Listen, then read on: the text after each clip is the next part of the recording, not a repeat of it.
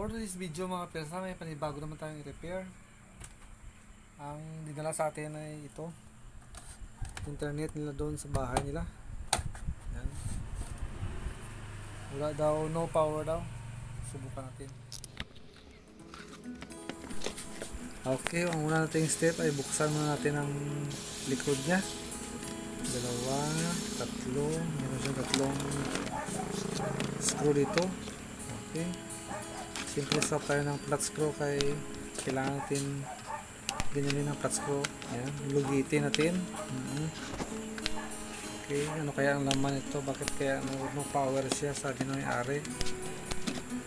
Okay, ito. Ayan, lugitin natin mga person.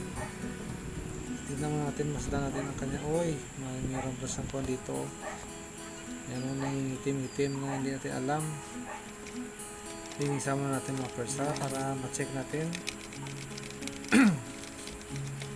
Okay. Siyempre nakita natin ang kanyang kuwan eh. Uy, meron pa siya ditong fuse. Oh.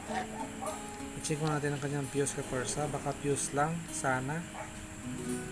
Okay, check muna natin. Okay, yan na. Parang wala talagang reading ang fuse ng persa. Wala talaga. Dapat mag-read ito. Short ito eh.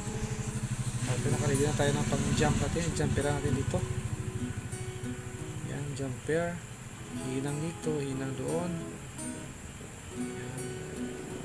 Last ko na repair, reprogram ko yung unang modem pero sobrang busy. Hindi ko na record. Ito na lang para mas madali. Okay. Yan. Cut natin.